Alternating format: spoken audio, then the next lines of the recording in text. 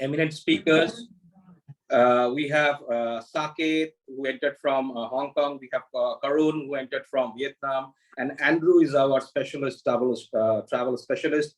He's going to talk to us about, all the possibilities, and he will share the knowledge base. So, let me say that it will be very beneficial for you guys, and there will be a question answer session for 30 minutes. So feel free to ask questions whatever in your mind, and our guest speakers will be happy to answer your question. Now, let me request my colleague Bhargav to make a formal introductions about our speakers. Bhargav, to you. Good morning, everyone. It's a beautiful Sunday morning, and let's start this event. So first of all, I would like to invite Mr. Saket Sinha. Saket is actually a Deputy General Manager of Willowwood.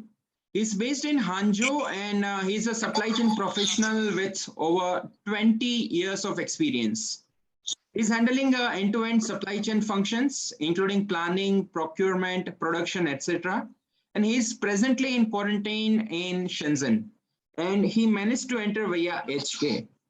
So on behalf of IA, let me invite Saket to share his experience of traveling from India to China via Hong Kong. Saket, over to you.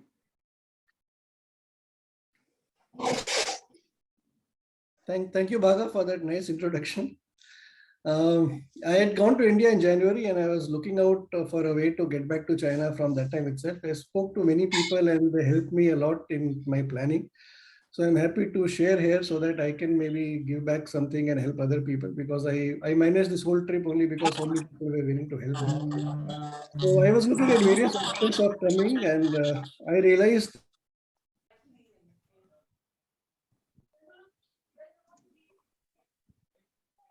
Saket, we could not hear you.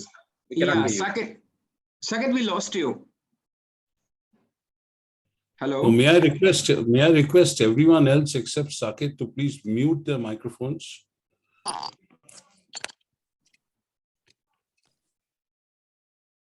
Saket, you there?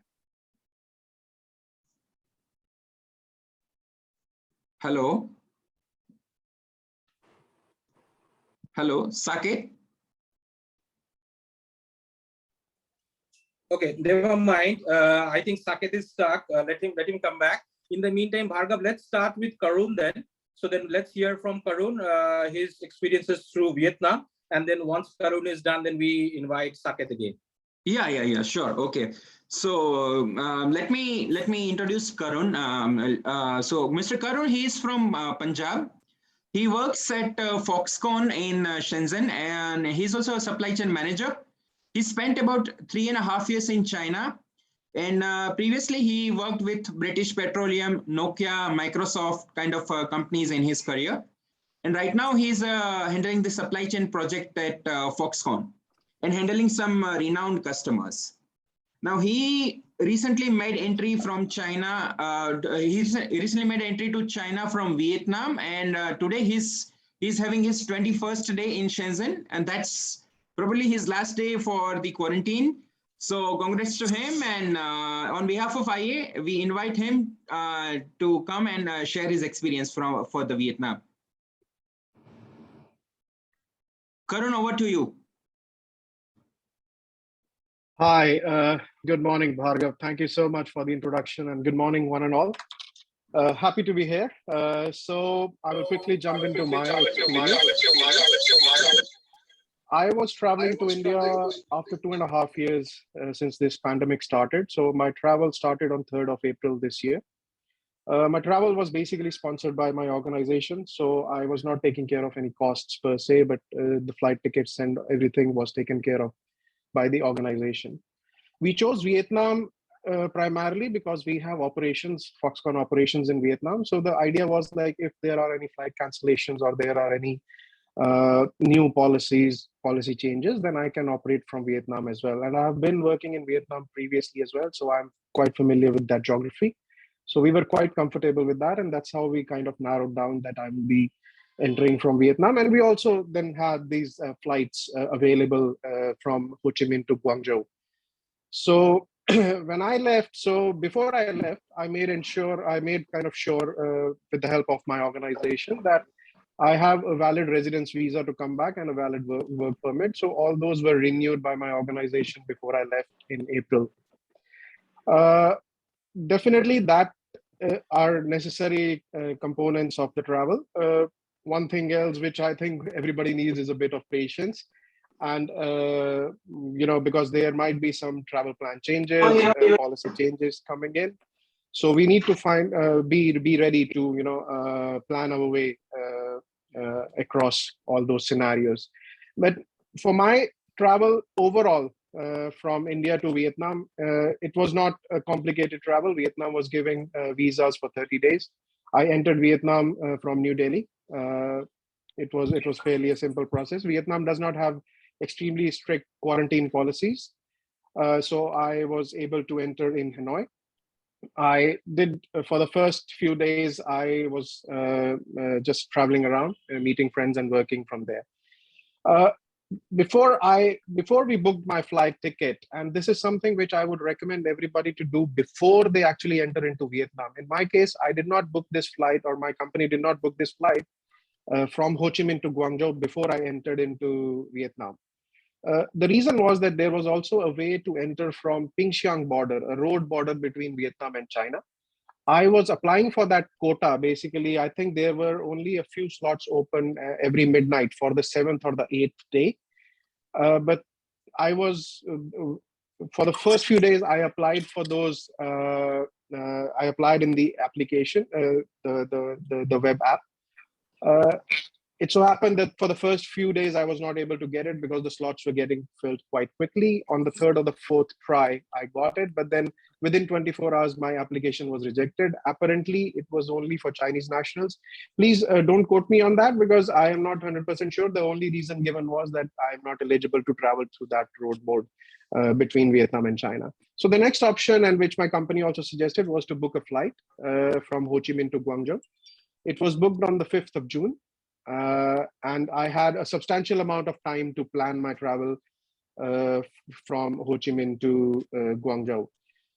So I applied for an HCC course in Vietnam, and there is a very nicely documented process flow. It's in Mandarin, so I had to translate it. I read it a couple of times before I started to plan. So it does sound a bit complex in the start, but when you read it a couple of times, you find out that it's a step-by-step guide.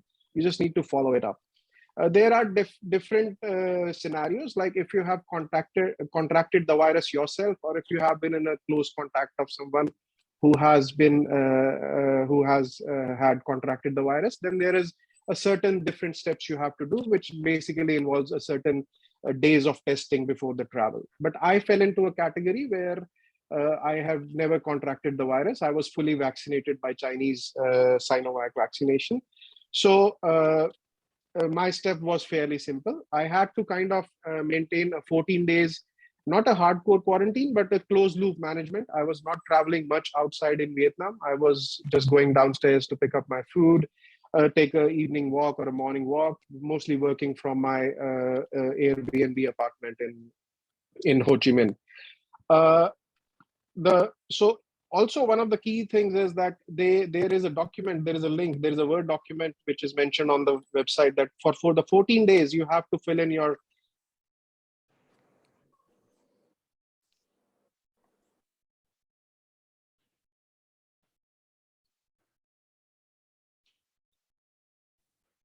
Yeah, Karun, we lost you. Hello.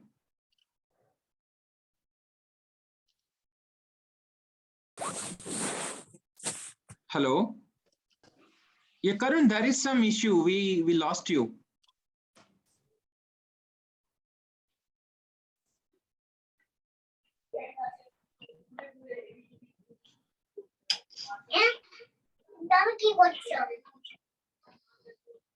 Hello, Karun, are we still connected?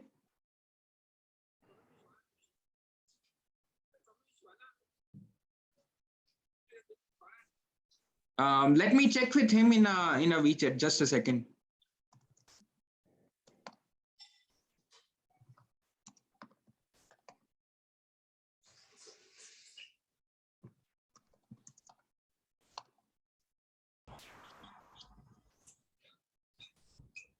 Hello.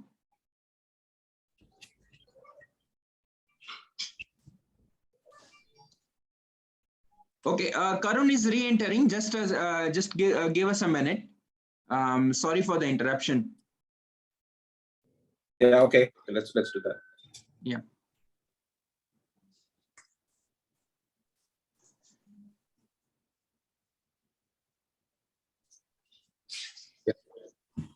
Maybe right now, can we request some people if we can switch off the video? Maybe the data is not so, data is not so available. Probably that's why we are having a little bit of connection issues. So except speakers and the moderators, if we can keep the video off, that might help. Thank you very much.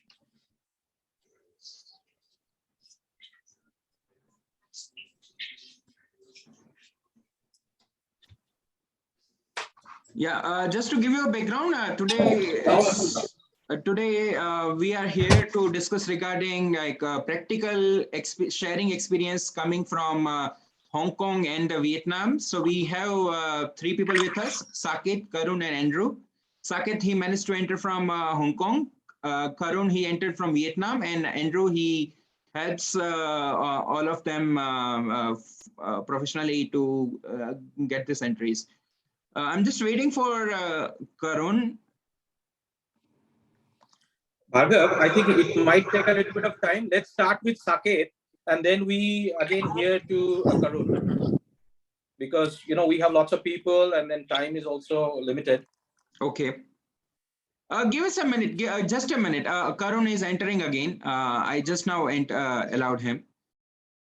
Okay. Then it's fine. Good. Yeah.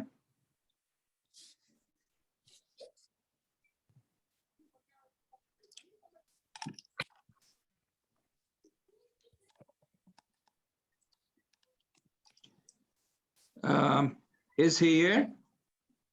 Yeah, I think he's already here. Hello, Karun.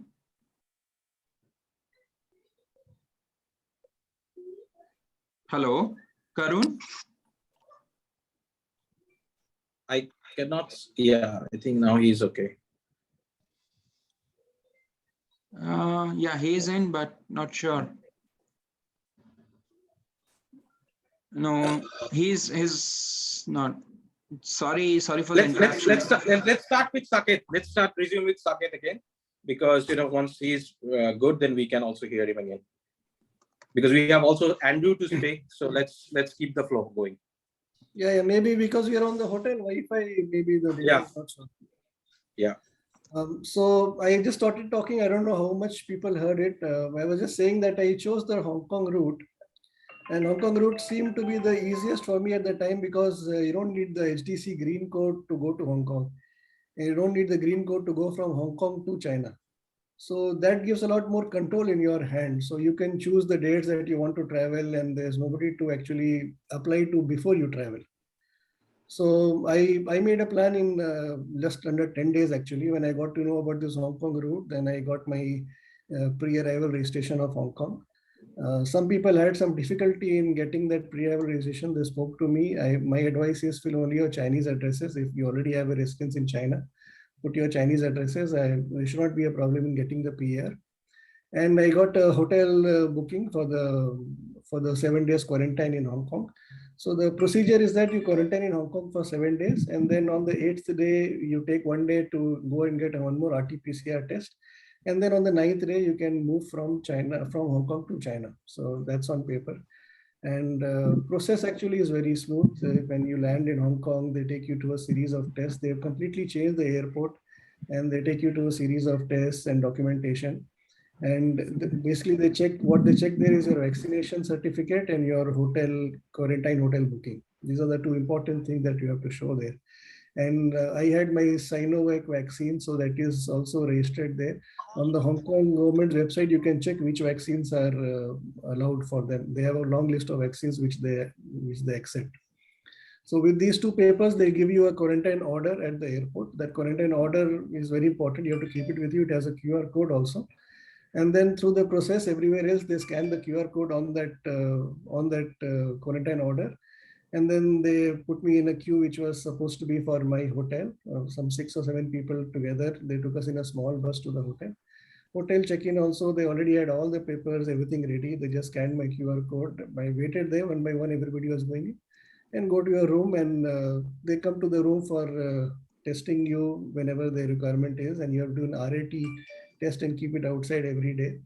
But it was quite comfortable. In Hong Kong, you can order outside food to the hotel. They have some specific times at which they'll get delivered, but it's quite comfortable. If you want, you can order. I could choose vegetarian food. They even had choice of Jain vegetarian food in that hotel. So you can choose that while booking it. So food was also comfortable, very easy stay in Hong Kong. Only one pressure point I would like to say is that I did not have a flight ticket out of Hong Kong to China when I went there, because I planned just 10 days and I left for Hong Kong, and flight tickets are getting filled 2 months before. But I would suggest to anybody, if you have enough time now, get a flight ticket out of Hong Kong. Don't depend on any other way. I crossed by the land border, which is in Shenzhen, and there are 800 slots. 800 people can cross every day. And that opens at 10 a.m. 7 days before and gets filled in just 2 seconds. So my office in China tried to book it for me. You can only book it after you land in Hong Kong, because you have to be in quarantine for 7 days. You can only cross on the 9th day. So 2 days after you reach Hong Kong, you can start trying for it. My office failed, and Andrew helped me to get it. But even Andrew took 3 times before he got it. It was really stressful, waiting for that. So after 4 days, when I got that, I stayed 4 days extra in Hong Kong. One more point I would like to make, somebody spoke to me who actually got rejected from Hong Kong, and he went back to India because they did not let him into Hong Kong. So what I would say is, don't take it casually. You have to go through the Hong Kong immigration. So be prepared for it. Do some planning in advance. I had a solid reason for going to Hong Kong because we have an office there. I had an invitation from my office in Hong Kong. I had a letter from my Chinese office saying that I'm going to Hong Kong for some work. And I had all the contact details, everything, all the printouts I was carrying with me. Even my Hong Kong company's registration copy I was carrying with me. So they asked me all these questions in immigration in Hong Kong. Why are you coming to Hong Kong? So if you have a ticket out of Hong Kong, okay, it makes your life easier. I didn't have a ticket out of Hong Kong. So I need to have a solid reason of why I'm spending 7 days in quarantine. I can't just say that I want to go to Disneyland for a day and then go to China, because you're spending 7 days in quarantine. So have some proper reasons with you. Don't just take it casually. That is my advice on this. Going from China to Hong Kong at the border, it took about 4.5 hours. But 2 hours were spent at the Hong Kong side itself, because they took an RT-PCR test there at the border again. And there they made us wait. And there were several people who had COVID histories, I think, were getting rejected. 20 people actually got rejected. They're all Chinese local people, and some of the girls were crying also. They said they had COVID recently, but they were recovered. RT-PCR used to come negative. But I think from the China side, they are overcautious on this aspect. So if you've had COVID, I think for 2 or 3 months, if you're traveling to China, it's a little bit risky in that sense. Going into the process at the immigration counter in China, they're all very cooperative. All the fingerprinting, everything happened, but very smooth process. Nowhere I felt that they are singling out foreigners or doing anything else. Just follow the normal process. And on the Chinese side, they had snacks and water for everybody. Hong Kong side, they had nothing for us. We waited, we were hungry. China side, they had free snacks and they had free water. And then we waited for a bus which takes us to the quarantine place. So in China, you don't have a choice. Wherever they have available places on that day, they take you. So all the people who are not going to spend the rest of the time in Shenzhen, the Shenzhen people were going to specific areas wherever they are supposed to live. Other people, they took us outside the city. It's about 50 kilometers outside the city, but it's a beautiful resort kind of a place. I have a mountain view. I have a sea view from my window. So food, I asked for vegetarian. I was thinking I will not get any food. So I brought a suitcase full of food with me from India. But here I asked for vegetarian, and they're giving me vegetarian food every day, which is quite good. It's Chinese vegetarian food. It's very bland, but still, it's good that they are listening to whatever requests we have. There's a WeChat group where you can put in your suggestions or complaints, and they're responding to people. Some people are getting stuff from outside. You can buy and get something delivered here. They're giving it to the room. So in all sense, they're trying to make things more convenient for us. And here the charge is not so high, 450 RMB per day, including the food. So this 14 days you have to spend here. And then from here on the 14th day, they will take us back in a bus to Shenzhen or to near the airport so that we can catch our flight, because this is quite far from the airport. So that's all my journey from there. If any specific questions or something, then I can answer more later.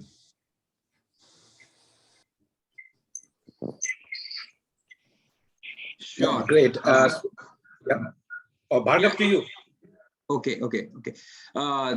Thank you very much, Karun, for giving us insights, like what things people are having, and like we never know that people are getting rejected even from the border because they have this kind of history. So really good to know about all these things.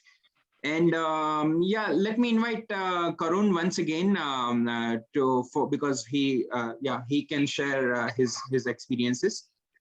Karun.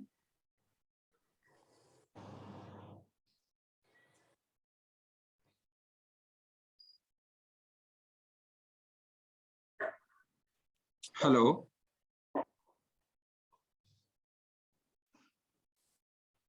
Hello. I think we lost him again. No, Karun is there. Let me, okay. Hello. So Bhargav, maybe again, I think he's having issues. So while we are on Hong Kong, maybe let Andrew finish the Hong Kong part. Yeah, sure. Okay. Let's do like that then. Okay, so let me invite Andrew. So Andrew, he's basically travel expert and president of Polish Chamber of Commerce in China. Andrew, he's based in Guangzhou and he is helping people to solve their travel issues in challenging times. He's well connected with government officials, airlines, and hotels to make sure that all the travelers get desirable solutions of their need. And he has a plenty of experiences of the people who are actually facing issues. So learning from him would also give so much insights for us. So over to you, Andrew. Hello, everybody. Can everybody hear me? Can anybody hear me? Yes. Okay, just making sure. Okay, so thank you very much for that introduction. As you just said, I have a lot of personal experience, kind of. That means personal experience of my clients, but I'll get to that in a second. First, let's go over the process. First thing would be, why Hong Kong? The main reason is that you don't need an HDC code to come to Hong Kong, to arrive in Hong, to fly to Hong Kong. You don't have to fight with the Chinese embassy. You don't have to do a lot of tests and other things. And in some places, the Chinese embassy does not give out HDC codes. They limit it.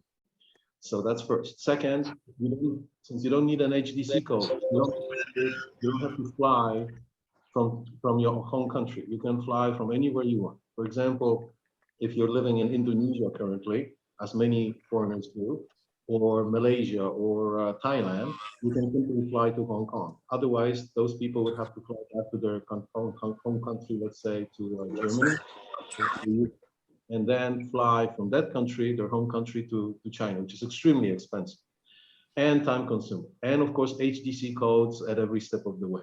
Going to Hong Kong, you don't need an HDC code. Many people ask me that, so I like to underline that.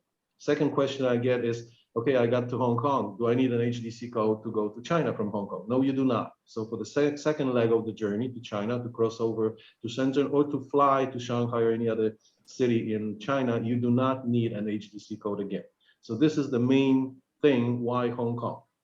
Second thing is, it's less expensive than flying directly to China. Tickets today, reports I have, like from people who've actually done it, is that tickets from Europe or from the United States cost anywhere from 5,000 to 7,000 American dollars to fly to China, if you can get them. It means they're expensive, and it doesn't mean you can get them. Very difficult to book. Flying to Hong Kong is about 10% of that. Of course, depending where you come from. But from Europe, it's about 600 to 800 US dollars, as opposed to 5,000 to 7,000 US dollars. So it's a very simple calculation. It's much cheaper to come to Hong Kong. Of course, once you get to Hong Kong, there's a price to pay for that. And that's a 7-day quarantine in a Hong Kong hotel. People ask very often, why can't I just transfer at Hong Kong airport and fly on to China? You cannot. You can transfer flying out of China. And this confuses people a lot because they know about that, but it's only one way. You can transfer when you fly out of China, say to India. You can fly to Hong Kong and then transfer on to fly to India. And if there's anybody has questions, there's some issues with that. You need to have one ticket. You have to know what you're doing, so to speak. However, it's possible. Back to China, you cannot transfer at Hong Kong airport. So you have to enter Hong Kong and you have to spend 7 days in quarantine. That's the price you pay for taking this route. Quarantine, again, many people ask, quarantine in Hong Kong costs anywhere from 1,000 to about 2,000 US dollars. But even if you add that on top of the price of the ticket, which is, like I said, a few $100s, that still comes down a lot less than flying directly to China.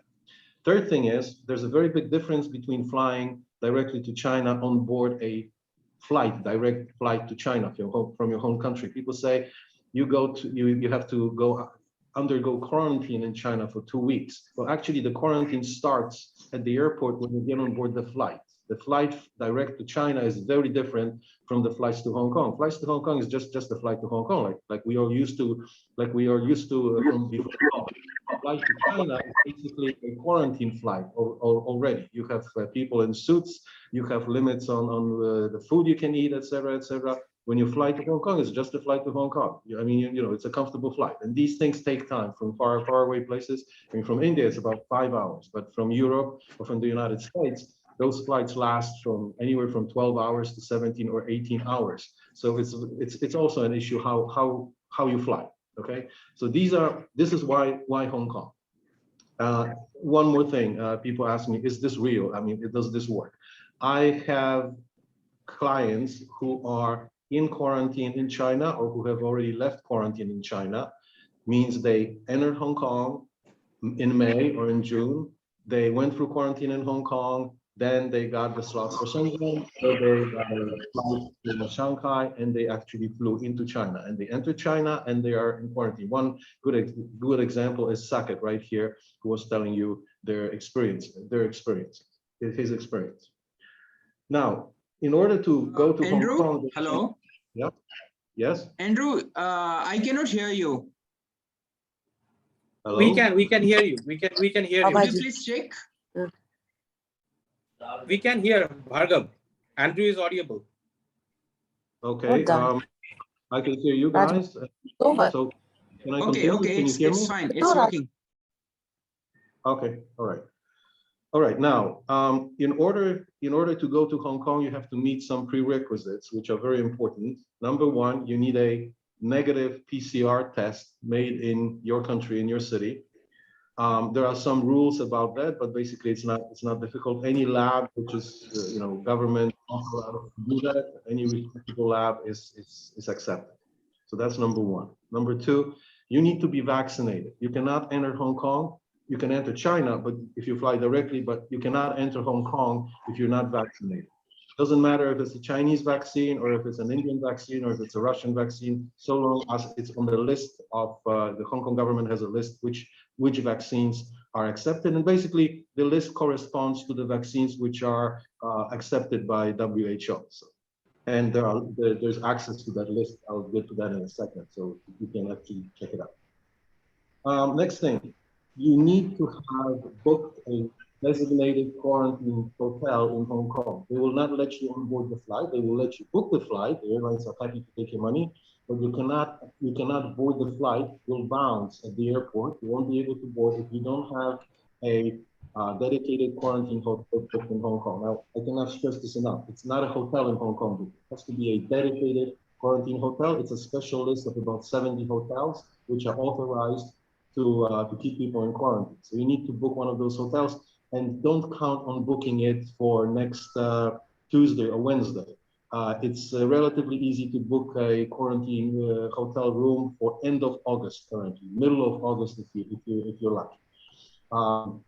September, of course, no problems at all. If you want to do this in July, it's complicated, and that's where I come in, but that's also late.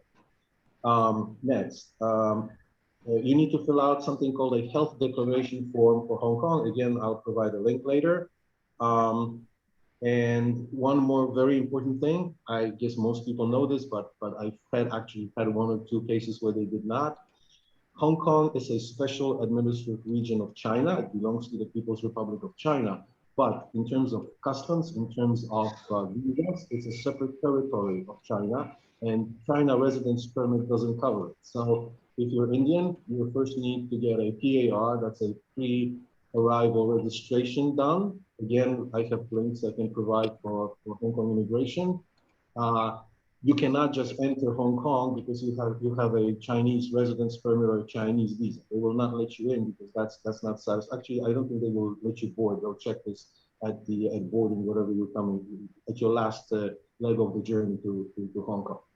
Okay, again, no HDC code needed. So this is one thing you don't need for the flight to Hong Kong. It's an HDC code from the Chinese embassy.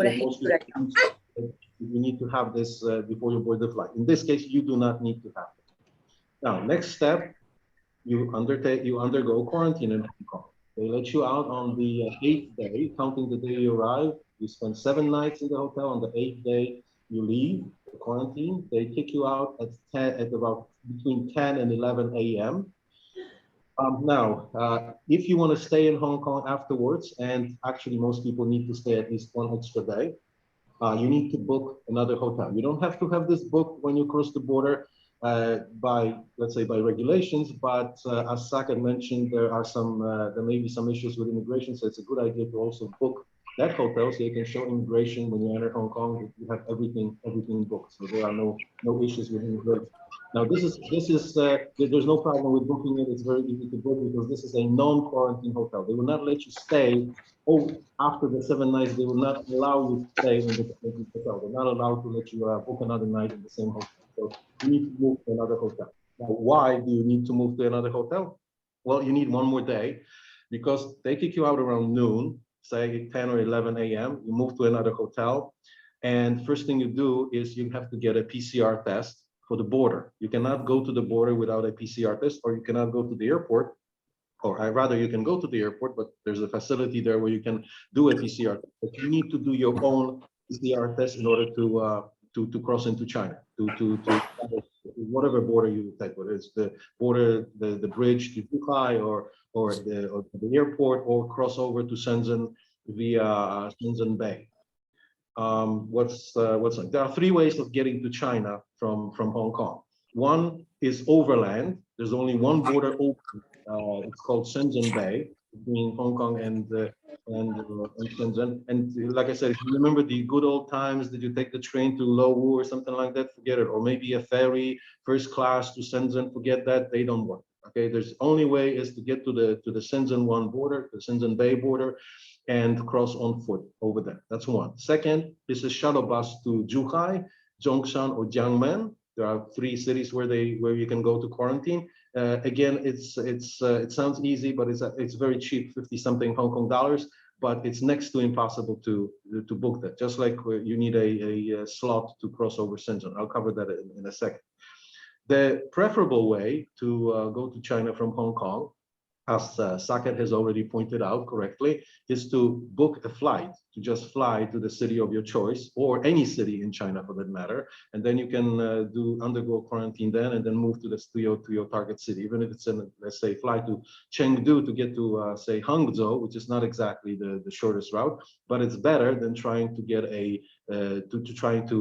get the prerequisites for the Zhuhai bus, or to cross to Shenzhen, get the slot to Shenzhen. This is easiest. The problem is that currently you can buy a flight to Shanghai or to Beijing in September dates. You cannot do this, let's say, for 2 weeks from now. And I cannot stress this enough. A lot of people get in touch with me and they ask me to book a quarantine hotel for them in Hong Kong, say around middle of July or maybe even early August.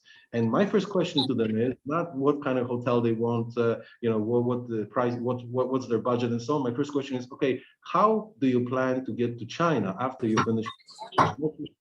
They'll just come to Hong Kong, undergo quarantine, and while they're quarantining, they're going to get themselves a ticket to fly to Shanghai. It's not that easy. Like I said, the dates for flying to Shanghai are September, or second part of September or October. Now, it's not a problem to book a flight like that if you plan ahead and do your quarantine in Hong Kong, arrive in Hong Kong end of August, or beginning of September, spend the 7 days or 10 days in Hong Kong. If you want to spend a few more extra days in Hong Kong, there's no problem with that. PAR, the pre-arrival registration for Indians, gives you 14 days in Hong Kong.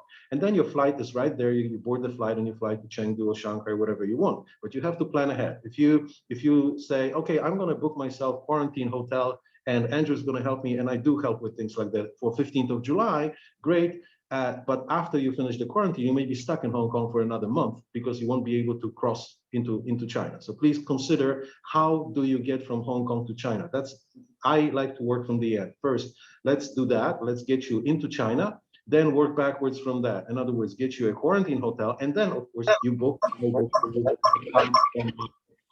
from your country, from your location to Hong Kong, which is the easiest one to book. Most of my clients, they book it basically after we set everything up. They book it, at a week's or 2 weeks notice. No problem at all to get a flight from India or from another country into Hong Kong.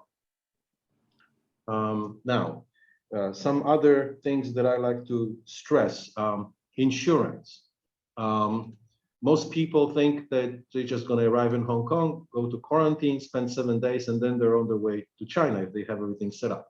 But sometimes they test you and the test comes out positive, false positive or real positive, and then things get complicated. Now, normally they put you in a special facility that you simply you do quarantine there. However, in some cases, you may wind up in the hospital, and it's at your cost. So it's a good thing to have some insurance. Please consider insurance policy for crossing over via Hong Kong. Second, when you get to China, when you get to quarantine in China, you have to pay for the hotel. Like Saket mentioned, 450 RMB times 14, the pricing is not exorbitant.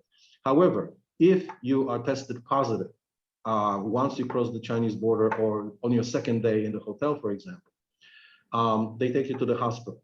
And one of the first things they do, besides from some testing and stuff, they will issue a bill and they'll ask you to pay, you say 15,000 RMB deposit for the care that they will try to make you better.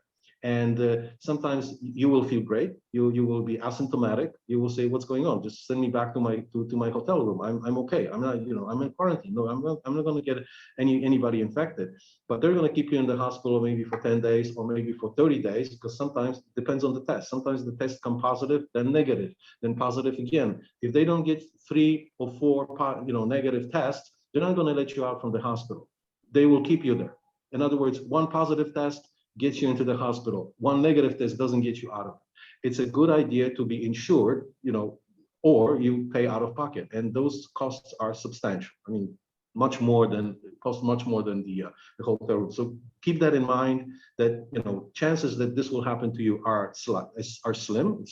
Not many people get into this kind of bind, but if you do, the cost can pile up a lot. So consider insurance. Now, all of these things I've covered so far. I've made a mini guide, a short guide, which kind of lists all the links and all the items. Like basically, what I was doing now was reading through my guide item by item. So if you don't have to remember all this, you don't have to listen to the recording. I'd be happy to send you the guide on WeChat, for example, or by email if you prefer. And what I'm going to do now is.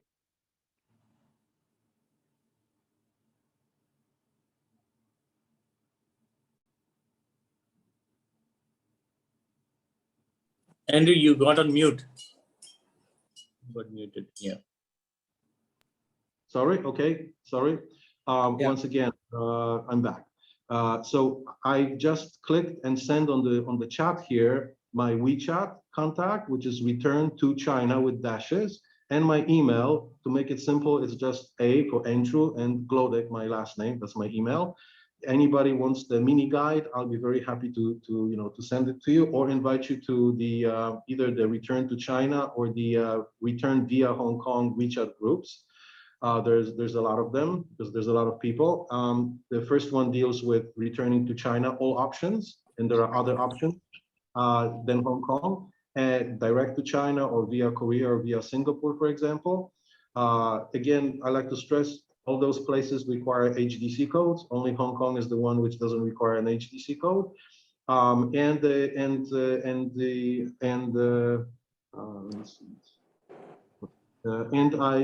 can send you the guide with all the items which I have mentioned there. Now, one last item I would like to mention is I get a lot of questions about getting a visa, applying for a visa in Hong Kong, especially for family members. Now, most people that come to me, they have a visa. They have a residence permit in China, which is valid, and they simply need to transit, go through Hong Kong. Like I said, you cannot transit via the airport, but transit through Hong Kong, meaning undergo the quarantine in Hong Kong and then continue on to China. But some people, especially concerning family members, they don't have a visa. They don't have a China visa. And there are for some reason, they have difficulty getting it in their home country.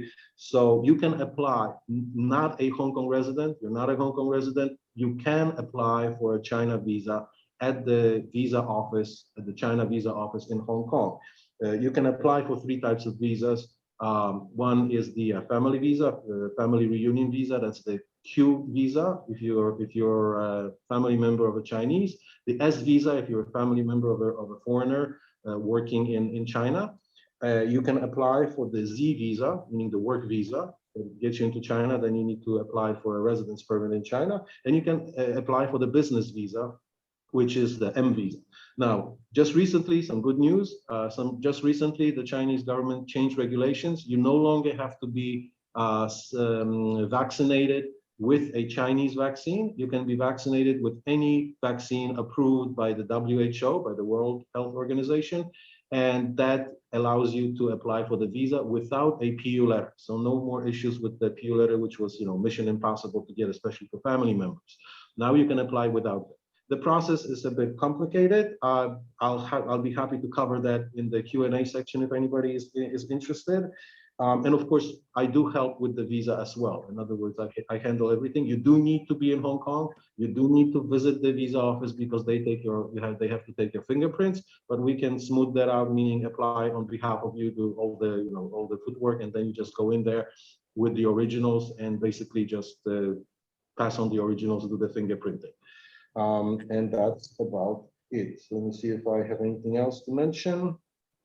I think, Andrew, it's a fantastic information flow from you. We all got so benefited, the information you shared, because we not only heard the, solutions, but also the challenges. So it's wonderful. So feel free to drop any questions you have it in your mind. And then probably we go back to Karun again, because we had some unfinished talk from him. So Karun, if you can, please come and then share, the points I have not yet covered. Thank you. Am I audible now? Can you confirm, Yes, Somen or Bhargav? Yeah. Am I audible? Yeah, all right. Thank yes, you. good. And sorry for dropping out, bad signal day here.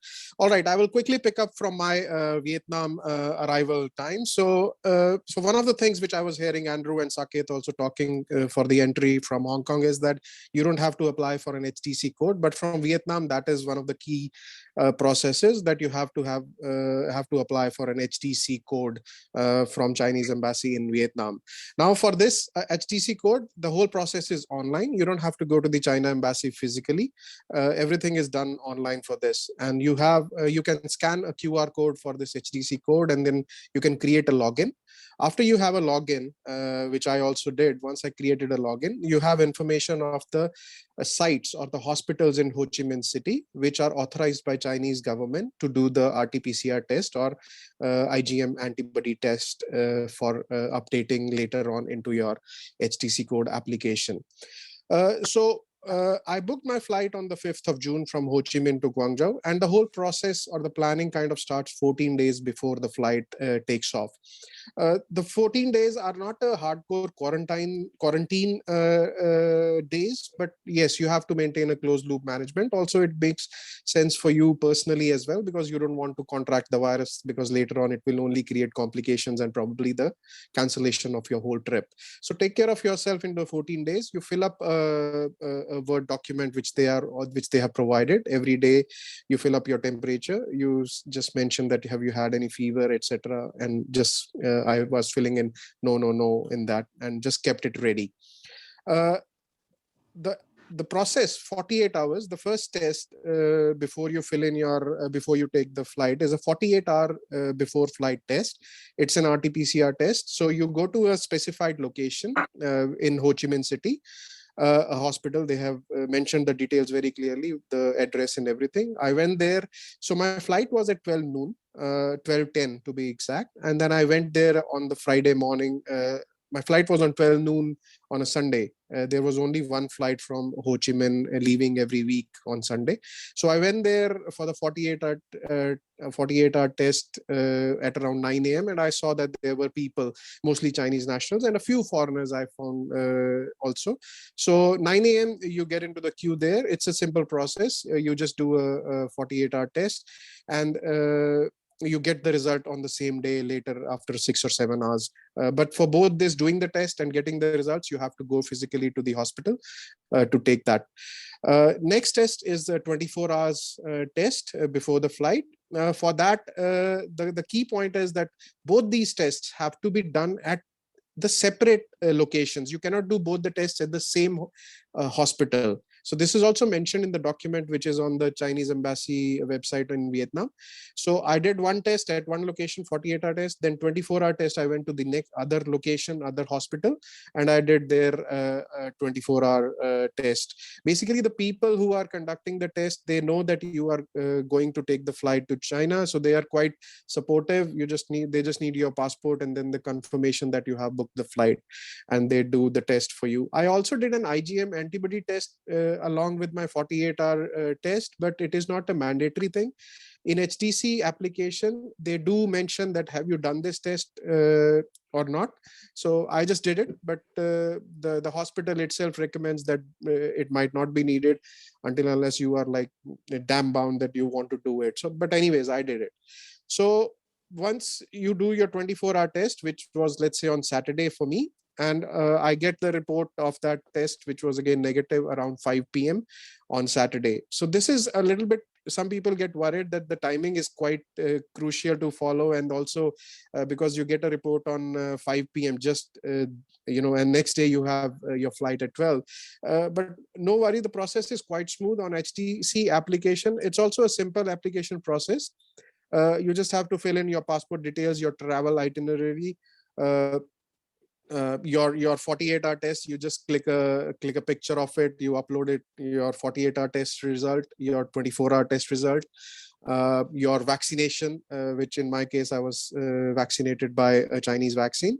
Then of course a few details like your residence permit snapshot, your work permit snapshot, and I also ended up uploading my Vietnam visa, my Vietnam entry date, all the details I could provide from my side so that there are no queries or concerns later on. And the key point is that the 14 days before, the document which I was filling, nowhere it was asked to upload in the HTC code application process, and I did not upload it also. Once I filled in all the application in HTC, which again mentioning, which is quite a simple application, and I uploaded the documents. When you go to submit, then there is a declaration which is kind of, you just have to click on agree, and it immediately throws you a kind of a orange color QR code that your application is now submitted. And they ask you that your application is submitted. Now, please wait for them to verify. It's under verification. In my case, I think it took less than an hour that code from orange color changed to blue, which is like, okay, you are accepted for travel. And basically it was quite smooth, and by 6 p.m. on Saturday or 6:30 p.m. on Saturday, I had that blue HTC code with me. It is valid for I think it was valid till next day midnight. So like my flight was on Sunday 12:10, and it's a kind of a 3 hours flight from Ho Chi Minh to Guangzhou. So it was valid till the end of 5th of June, which gives is a substantial amount of time to travel. Now, getting this QR code is one thing. Again, on the day of flight at Ho Chi Minh Airport itself, is a quick rapid test also to be done. The hospital itself, so people start queuing up at around like 7 o'clock in the morning. Also, I also went there around 7:30 in the morning. You just fill in a small QR. They will give you a QR code. You just fill in all your details, Again, a very simple application process. Pay about 150k VND, which is about 300 to 500 INR, and you give your sample, and within 30 minutes they give you a paper report. So you don't have to upload this paper report anywhere. You just have to carry it, and at the point of check-in, when the China Southern Airlines people in Vietnam check-in time, they will see your HTC code. They will see your this rapid test which you have done the same morning, and with that, I think after that you just check in, and the process is quite smooth. Immigration was quite smooth. Boarding the flight is, of course, was also quite smooth. Landing here on time, we were on time here, and then basically from here, when we exit the flight gates, then there was a section where we were all kept, and then according to your seat numbers in lots, they are calling people. You just scan your passports, and they generate a new QR code which you have to carry till the end. So that QR code is basically you are scanning it every step of the health checkups which they are doing at the airport. So one is temperature monitoring, then they take the samples of from both nostrils and also from your throat swab. The nostril samples were quite, as I was telling earlier, also was quite a traumatic experience, because they really go up your nose, and they do it on both the sides. But that has to be done. After they do that, then you just keep walking and follow the process. The process is quite smooth. I would not say it's extremely complicated, but a little bit lengthier. Yes, earlier you can get out of the airport maybe within an hour, but it took us like, my day started on Sunday, 5th of June at 7 o'clock in the morning in Vietnam. I did the whole process of immigration, health checkups in Guangzhou when I landed at the airport, collecting the luggage. The luggage comes a little bit late. I think they are also sanitizing your luggage there. But it seems at that point in time, there was only one flight which arrived. That was this Ho Chi Minh Guangzhou flight. The whole other airport was totally empty. We just waited for the luggage. Then you carry your luggage, take your luggage, and then you again get into lines for specific hotel buses. So buses will keep coming and then pick you up in lots and then take you to the specified hotel in Guangzhou.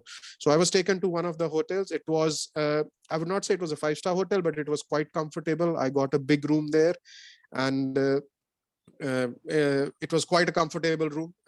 The cost was about 310 RMB per day, including breakfast. For lunch and dinner, I have to order my own. I can order from the hotel itself, which was about 40 to 50 RMB. The food was very good, to my liking. I had no qualms about that. We also had the facility to order the food from outside, but then there are specific delivery times, and they have made very nice WeChat groups. One WeChat group was for the medical temperature sharing every day and every evening. And they have specific times for testing. They will come to your testing, do the tests. So that was being done. So Karun, yes. Sorry, I have to jump in one point, because we are closing to 11 o'clock. Sure. So may I request to Andrew, Karun, and Saket that if you allow, can we extend another 15-20 minutes, or because there are lots of questions and people. It's a very interesting session. Yeah, very good. I'm okay. So, I'm okay. I'm okay with that too. I'm okay. So, Karun, you quickly finish, then we go to the Q&A section, because there are lots of questions are coming. Sure. I'm just you have to answer that. Finish. Thank you. Yes. Thank you. So I finished my 14 days of quarantine in Guangzhou. Then Shenzhen authorities picked me up from Guangzhou airport, Guangzhou quarantine hotel, and I was brought to Shenzhen last Sunday. And today, I just, like a couple of minutes back, I've received my isolation completion notice as well. So today evening, 5 o'clock, I'm finishing my stay in Shenzhen quarantine. So after 5 o'clock, I think I'll be free. And just one point, in Shenzhen, I did not have to pay anything. This was, I got a message yesterday on my WeChat that this stay of 7 days of quarantine was paid by Shenzhen government or the district governments. So only the food I have to take care of here in 7 days of stay in Shenzhen.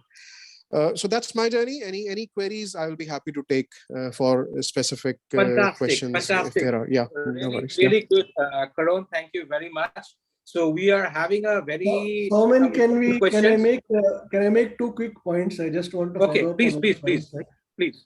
I also looked at various options of coming to China other than Hong Kong. So two things that I want to point out is that getting the HDC code is not guaranteed. Many Indian friends whom I spoke to before I left India, they had a problem. Somebody did not get an HDC code first time, then they got it second time. And you can apply for this only 2 days before your flight. So if you don't get this, then you miss your flight. So that was one uncertainty. And second thing, there are many flights to China, direct flights are getting cancelled regularly. I have a friend right now who's stuck in Vietnam. He had a flight last week and his flight got cancelled. For 3 weeks, the flights are cancelled. Now he doesn't know whether he should stay in Vietnam or he should come to Hong Kong or do something. So again about Hong Kong, you don't need to have an HDC, and Hong Kong flights are not getting cancelled so much. They are much more lenient with it. Plus, you can transit when you go to Hong Kong. So if your direct flight from India gets cancelled, you can still go to Thailand and go from there to Hong Kong. All that is allowed. And secondly, flights from Hong Kong to China are not getting cancelled at all because Hong Kong side, the testing is really thorough. Nobody with any COVID case gets on any flight from Hong Kong to China. So a flight from Hong Kong to China getting cancelled, the possibility is zero. So in this way, Hong Kong route is much more reliable. If you have the tickets, you'll definitely make it to China. Lovely, lovely. Very good. Thank you very much, Saket, for the insights. Now, very important question I have from Girish to Andrew. Andrew, the question for you, that what if one turns positive during the 7-day quarantine in Hong Kong? Will he or she get automatic extension to remain in the same hotel, or is that person transferred to a hospital? Okay, that depends on whether you're symptomatic or not. They decide, but usually you are taken to a special facility, like a government quarantine facility, where you will be quarantined over there. The timing, how long you're going to spend over there is based on the test. If you test negative on the next days or after 1 week, they will let you go. And I didn't have a case which went through that process, so I cannot tell you whether you go back to the quarantine hotel or whether this is counted as your quarantine. So I will not speculate here. I can find out. But you go to another kind of like hotel. It's a special facility. Okay. So you don't stay in your quarantine hotel. Okay, so another question from Girish. Say for a hypothetical situation where the person does not turn negative even after 14 days, which is the maximum for an Indian to stay with a PAR, then he or she can get this his visa extended after 14 days? Yes, they can. I've had a case, but you do have to have a good reason. In other words, for example, you finish your quarantine, you cannot get your slot for Shenzhen within the time frame of the 14 days, but you get it after the 14 days, let's say on the 16th day or the 18th day, in advance. You can book 7 days in advance, so you don't get it for the next day or 2 days from that moment when you try on a given day, but you get it 7 days later, and that's outside of the 14 days. Well, then you can apply with Hong Kong immigration. You can do it online. I can provide the link for that, and it's a very smooth process. They are almost sure to give you an extension until, if you can prove to them that you have a plane book or that you have a slot for Shenzhen. Normally, if you apply and it takes them, usually you have to apply 3 days before the end of your 14 days. In other words, if you want to apply the day before, 2 days before, you may face issues, and you have to do this personally at immigration, which is much more complicated than doing it online. But 3 days before, you can do it online, and even if they don't reply to you within those 3 days, they'll give you, even if the answer is no, they'll give you an extension like 3 days for you to leave Hong Kong. Basically, it's a reasonable process. You don't have to fear it. You don't have to worry that you'll be kicked out or policemen will come over and walk you to the airport. They'll give you a reasonable amount of time to leave Hong Kong, or enough time to use your way back to China. But you do have to show them that you have a plane booking, or you have, let's say, a week in the future, because you managed to secure it at a late date, and it's outside of the 14 days. They'll give you an extension, but you do have to prove to them that you are leaving. In other words, if you say, "Oh, I'm still trying to get my Shenzhen slot. I have somebody reliable working on this, and I should be able to get this. They told me 100% within another 5 days." This is not going to fly with Hong Kong immigration. Okay, great. Andrew, another point that, we have a question from Divya that is there any possibilities to enter China from Seoul, Korea? So the point is that I would like to request you when you answer this question, I would also like you to touch base that, we have several options like HK, Vietnam, Seoul, Singapore. Then which one you think is the right one based on the present situation? Which one is the best and which one people should go for? If you can really share, from your experiences. Well, first of all, I'll answer the last question first because I think it's the most important one. Okay. A lot of people are asking about this. They have concerns. They don't know what to do. Like Saket said, the Hong Kong way works. It's relatively simple if you are well prepared, starting from immigration that you will be led into Hong Kong. I had one client who actually had a PAR issued and he bounced back from immigration. Now let me just touch upon this very briefly. Normally, when you go into Hong Kong, you are required to have proof that you have a way to leave Hong Kong, like a ticket. China is the exception. You can say, I'm going to China, so I don't have a ticket. Normally, it used to work, but these days, this may not work for you. This client, he was told that he has an incomplete itinerary, meaning he doesn't have proof that he's leaving Hong Kong, even though he had a China visa. He had everything to show that he can go to China, but because of the difficulties of getting to China these days, that you can't just cross the border to China and people get stuck in Hong Kong, even for weeks, the immigration is not very lenient here, like they used to be before. They require you have a ticket to China, or they tell you, sorry, you have to go back where you came from because your itinerary is not complete. You can come back later if you have a ticket out from Hong Kong, we'll let you in. But this time, sorry, it's not gonna work. So you have to prepare for Hong Kong, okay? And I can help with that. And this is free of charge. I'm not charging for this. I'll happily answer questions.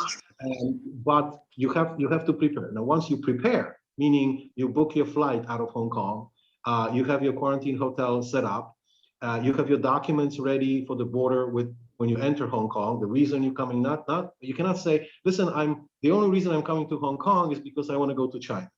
It's a good, like Saket mentioned, it's a good thing to prepare documents that you actually have something to do in Hong Kong, at least one meeting, or you have some discussions with somebody that you have something to do in Hong Kong. That's why you chose to go via Hong Kong, not directly to China. You can't say, listen, the flight is much cheaper. I calculated that adding the quarantine, it's a much better deal.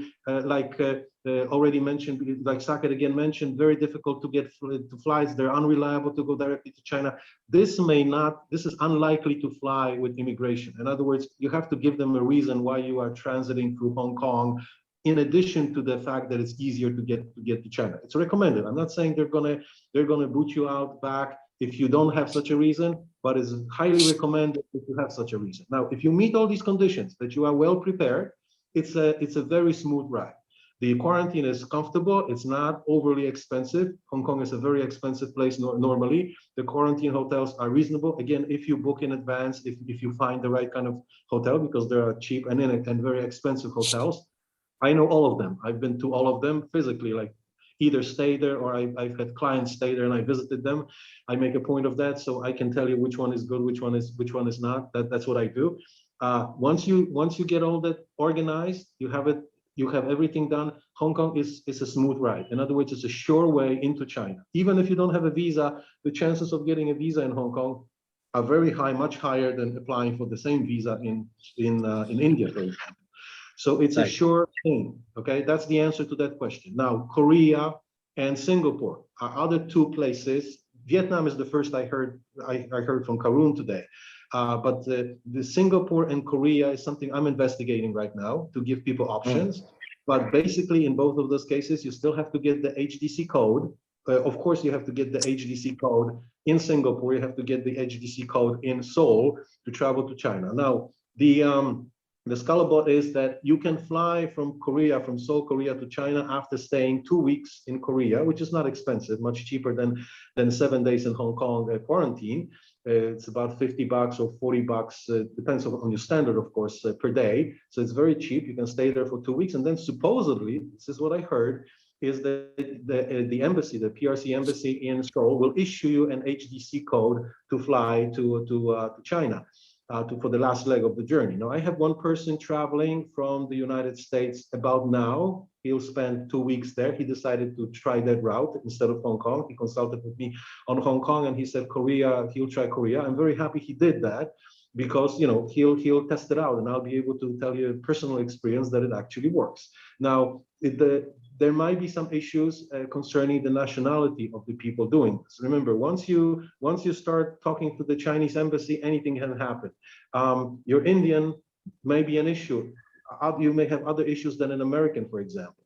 So this is something you have to consider. Until we have a person from India actually doing it via Korea, we're not going to be sure if this is going to work for an Indian person, even if a person who holds an American passport made it. Okay, so there's a lot of uncertainties over there. Hong Kong is a sure thing. That's why I say Hong Kong, cheaper, no HDC code, which means it's a sure thing. Like Saket mentioned, the embassy, there are issues, and not only in India, in all kinds of countries there are issues. And what he said about the flights, which I didn't touch upon, but I'm very, very happy that he did. I don't know anybody who had a smooth ride into China flying directly from their country. Usually it was the second or the third flight.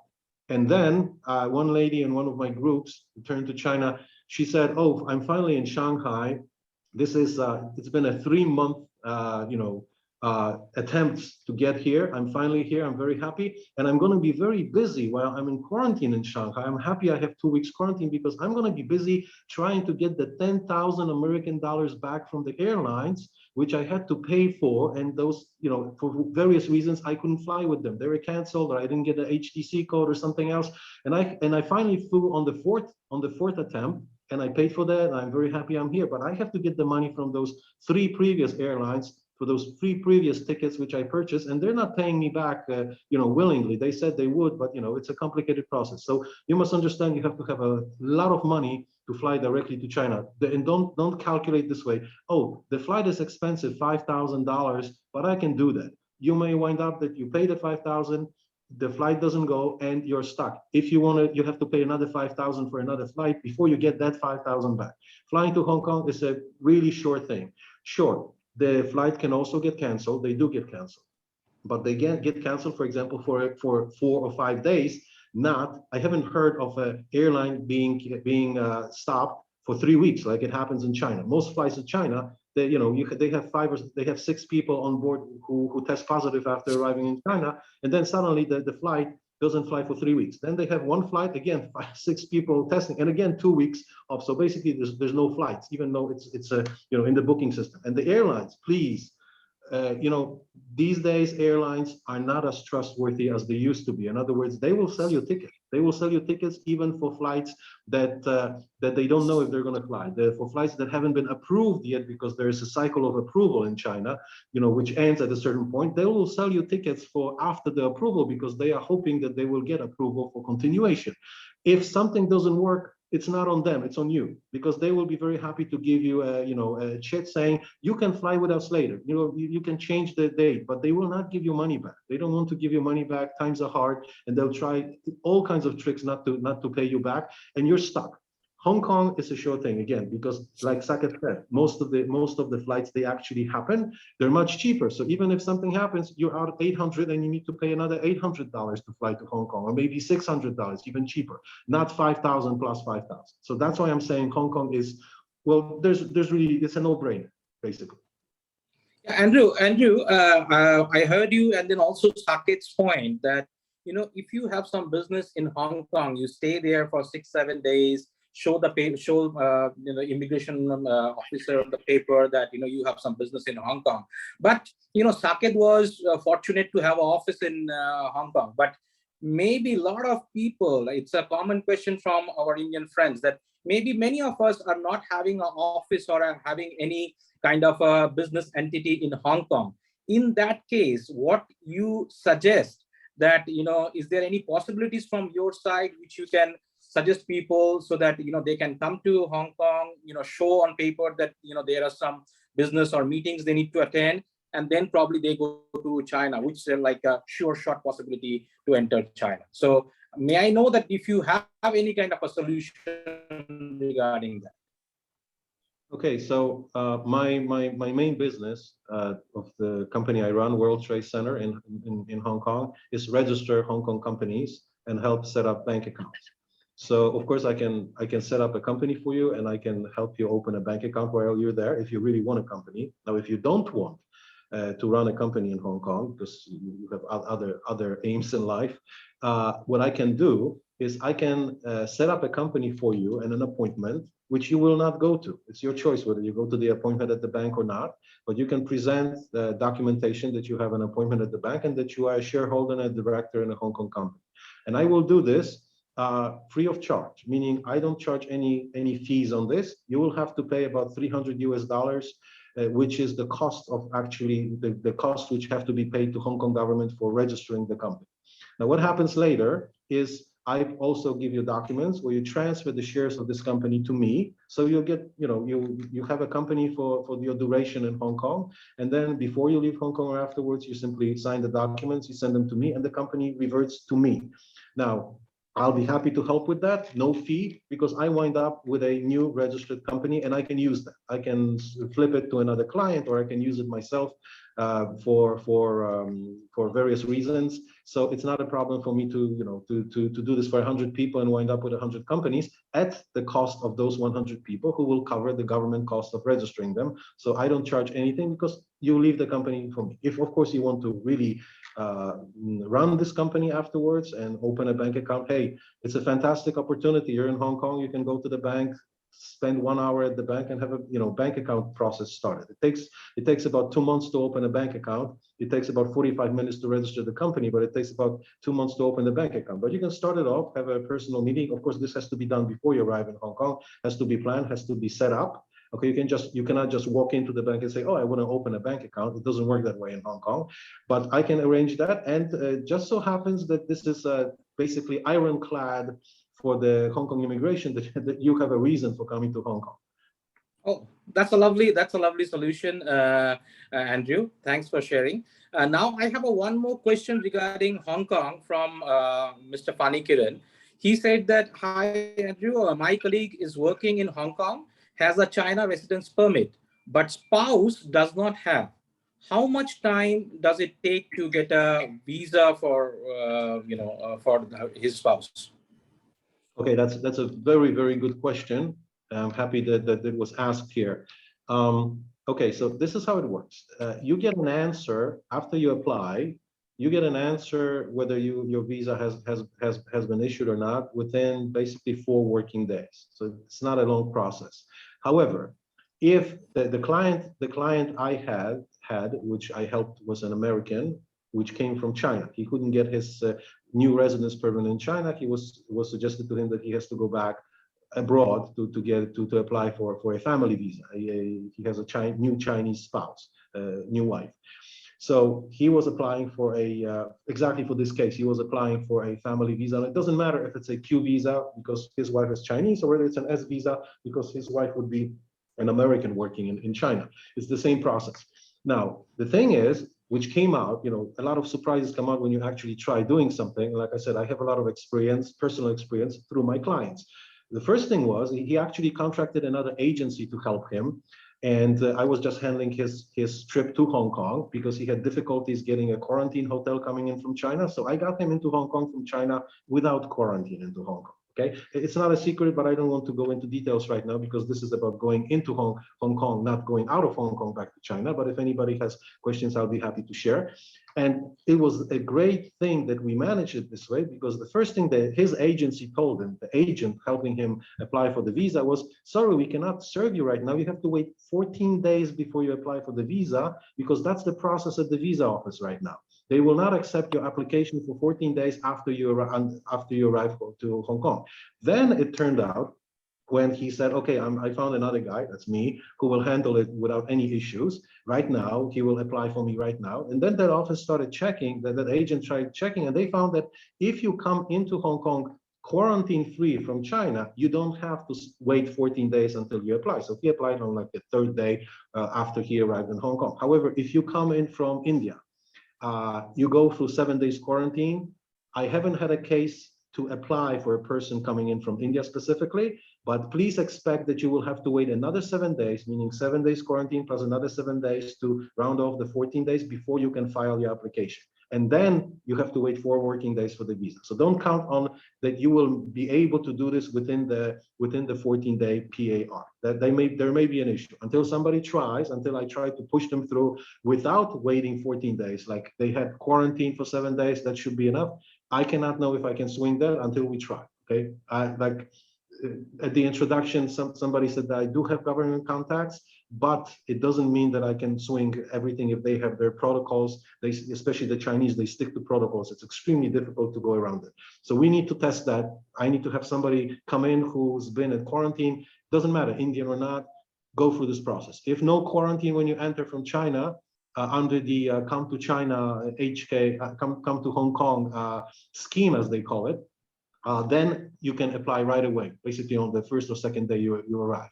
Actually, it's a good thing to start this process ahead of time. You can start it even before you come to Hong Kong, or when you're in quarantine, you can do. We can do this for you online. However, like I said, until you come in and actually give the original documents, present the original documents to the visa office, the process doesn't start. And you can do that only after 14 days if you have been in quarantine. That's the information I have at this moment. Andrew, I can add something here. I did some research on that before I came from India to Hong Kong.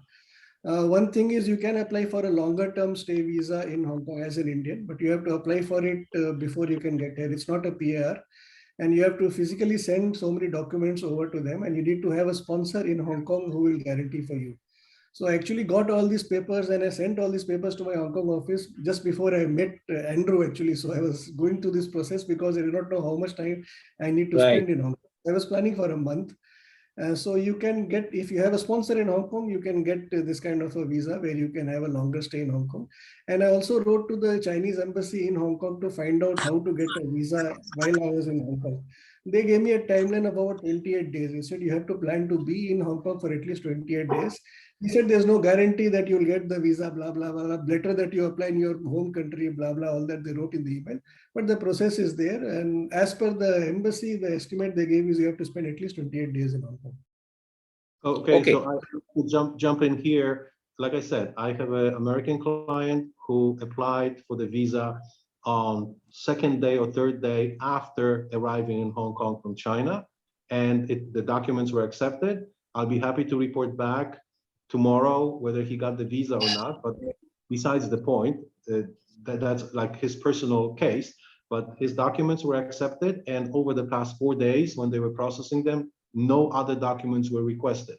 So you can apply for a Chinese visa, like I said, after 14 days, not after 28 days. This is proven. This is actually happened. This has actually happened. So no, Andrew, they did not tell me after 28 days. They told me the whole process will take about 28 days. Okay, they 14 days. That you can apply after 14 days. They said the whole process 14 days. Okay, he applied on Tuesday or Wednesday last week. I mean, the week we're ending right now. He's picking it up if he is issued a visa on Monday. So that's basically 4 working days. So let's say a week to get it. Now, about the PAR and how to work this visa thing. Here's how it works.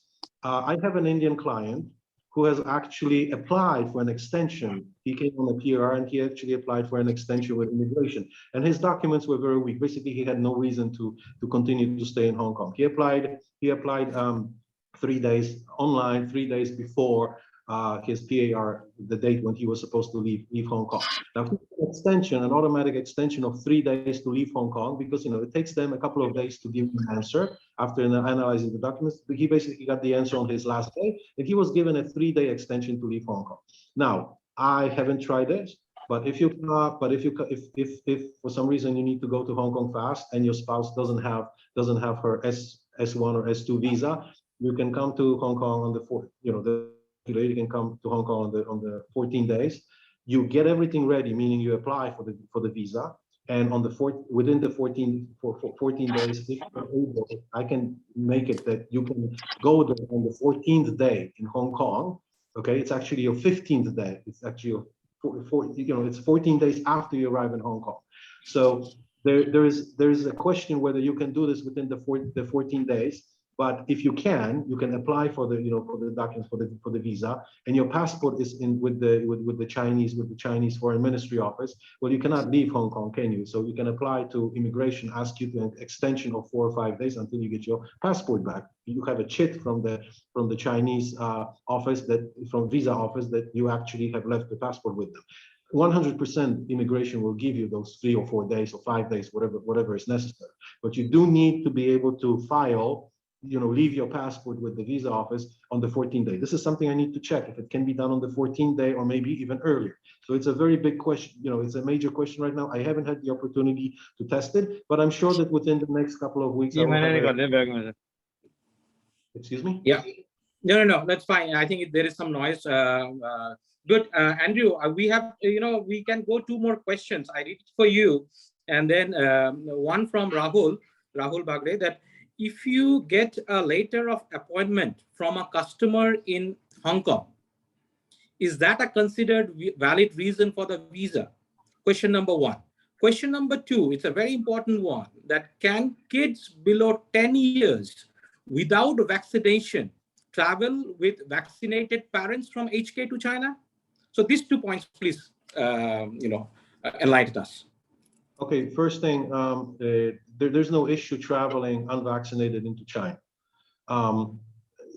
People confuse it. For the HDC, sometimes they require a lot of documents, including your vaccination records, your previous, whether you were infected with COVID or not. But to enter China, you don't need to be vaccinated. There's no such requirement, from Hong Kong especially. However, to enter Hong Kong before you go to China, you need to be vaccinated. But this is only about parents. Now, I've had a client, and we had this issue right at the beginning. A mother was coming with a 5-year-old daughter, and the question was, she's vaccinated, she goes into 7-day quarantine. What about the daughter? The daughter is a +1. If she's coming with a vaccinated parent, she can enter Hong Kong even though she's unvaccinated. Again, personal experience, the client is in Guangzhou right now, at home, all well, after quarantine. So she went through the whole process, including they were allowed to go into Hong Kong. They quarantined together for 7 days, and then they went on through the process into quarantine into Shenzhen. So no problem with kids, unvaccinated kids coming into Hong Kong, and then of course going into China. So this has been proven that there's no issues. Now, however, if you are coming in with a child who needs to apply for a Chinese visa because that child doesn't have a S1 visa. You're coming in with a parent who has such a visa or doesn't have such a visa, the parent can apply for the visa, no problem, as long as she's vaccinated or he's vaccinated with a WHO accepted vaccine. I haven't been able to check yet. I will, and I'll be happy to report back in the groups whether the child can apply for a S1 visa and to what age if that child is not vaccinated. But if there is a visa, if he or she has a visa, the child has a visa, can go into Hong Kong and can go into China if the child is accompanied by a parent. However, to apply for the S visa as a family member in Hong Kong, that is something that needs to be double checked. I just simply had no time to check that. This question has, I've had 3 people ask it to me over the past few days, and I'll double check that because it's a very good question. And I cannot answer it right now. No idea whether they will process the visa or they'll say you need a PUA letter for the child. The mother can have the visa, she's vaccinated, but the child not. Or maybe they will treat it as a +1 too, and because the child is for sure under 3 years of age, which should not be a problem because it cannot be vaccinated. But what if the child is 6 years old or 9 years old? That's the question. I cannot answer that for the visa. But passing through Hong Kong, entering Hong Kong and then entering China, if the child has a visa, no problem at all. Okay, great. Thank you very much. Bhargav, second question you asked about some letter of appointment. I don't understand. Okay. Appointment. Yeah. So let me just read it for you. The question was that if you get a letter of appointment from a customer in Hong Kong, is that considered a valid reason for the visa? Well, I remember the question. I would say that's valid for entering Hong Kong if you have a ticket out of Hong Kong. What's a letter? Already hold a ticket out of Hong Kong, then showing all this is enough. If you don't Okay. have a ticket out of Hong Kong, then the question becomes bigger. But if you have a ticket out of Hong Kong, then this kind of an appointment should be enough to prove that why you're going there. Saket, before we wind up regarding the Hong Kong and we come back to other channels, may I ask you a question that is there, we heard about the challenges, but is there something you want to mention to all of us that we should definitely take care so that, we don't get rejected? Is there something specific which you think that we must take care? There are certain questions which any immigration always asks. Why do you want to come to my country? How long will you stay in my country? Do you have any contact in my country? What is your plan afterwards going from here? So what I wanted to say only was keep yourself very well prepared for all this. In Hong Kong, you have to keep saying that your destination is finally China and you already have a residence permit of China. Give all your addresses of China or contact details or whatever of China. Then they don't doubt. एक minute क्या किया? Hello,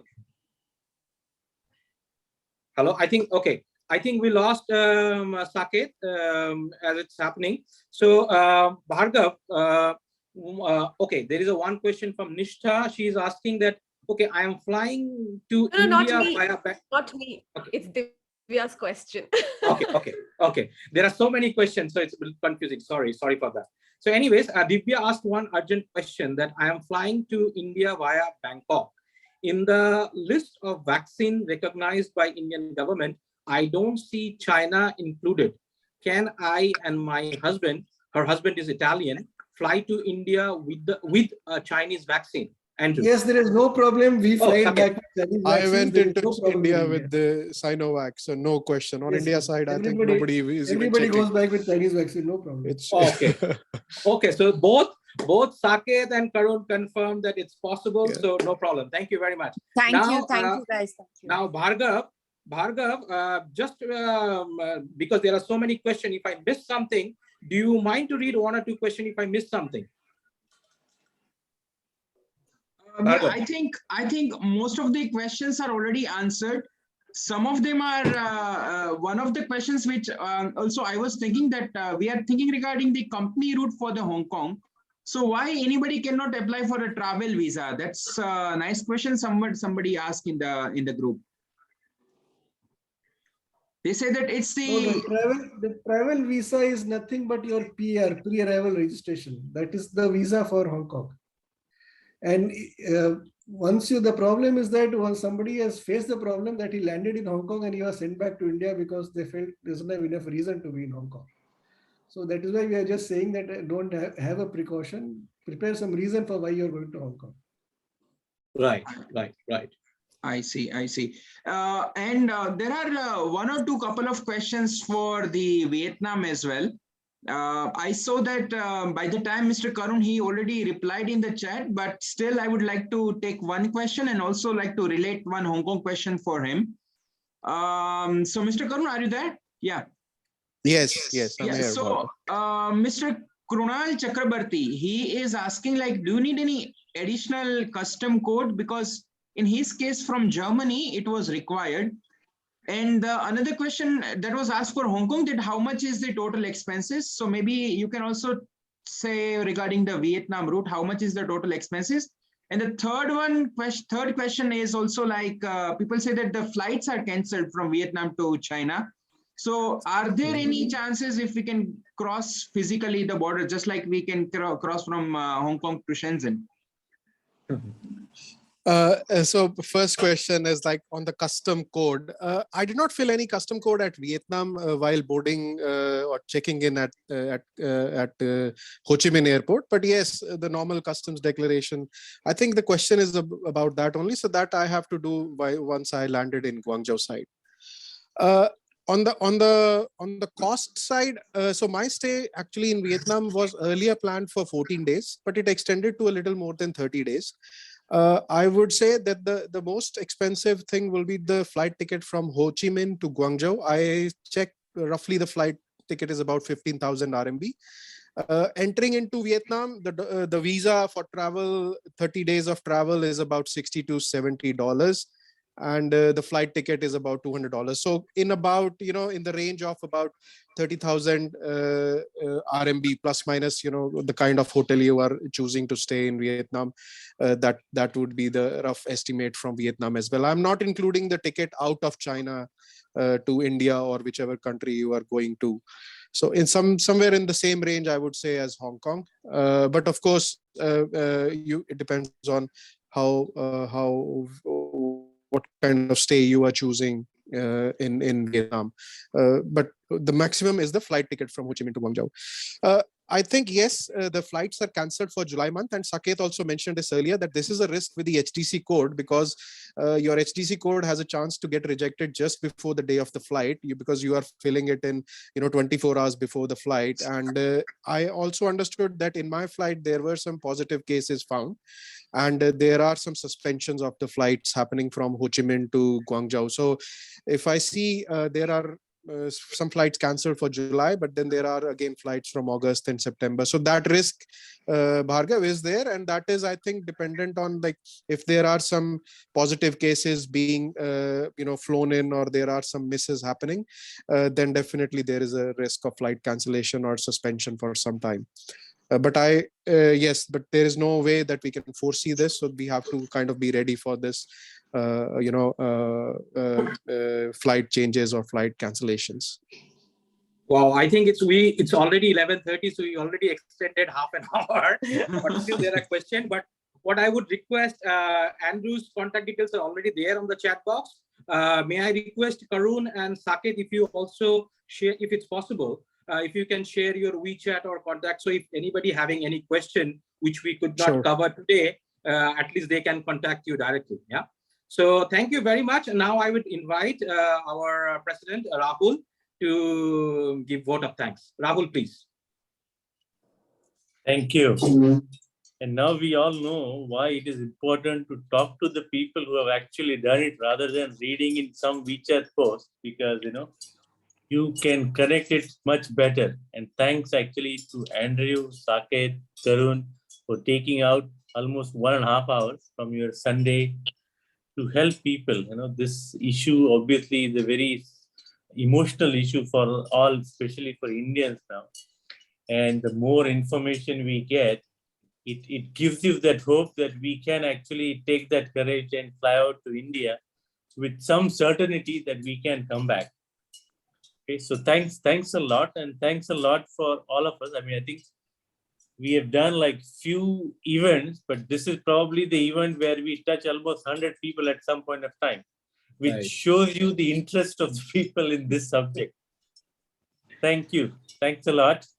And then maybe, it requires, we can continue to do, I think,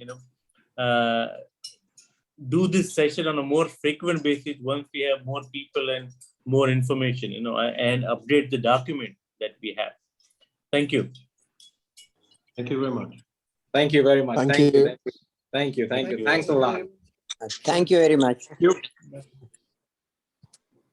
Thank you very much. Yes. So Andrews and Karun and Saket's WeChat ID are also shared in the chat. So you guys can always add him, and we would like to hear from you as well. So in the chat, maybe you can also share your experience regarding this event. And if there is any feedback, we can definitely take it for the next session. Saket, can I request you, Karun and Saket, I do not know, Karun, that if you have any documents. Saket, I read your document. So if both of you can add a few more points, which today we came to know. So, and then if you can, share with people, that will be really helpful. I'll share it with you. You can forward it to people. Yeah. Okay. And Andrew, definitely you are going to have lots of questions and, lots of emails. Many people will contact. So we would request from IA's point of view, please try to help in your best possibilities and your best capabilities to everyone. Thank you very much, personally. Thank you very much. Thank you, Soman. Thank you, Andrew. Thank you, Saket. Thank you, everyone. Bye-bye. Thank you. Thank you. Bye. Have a nice day. Thank you. Bye-bye.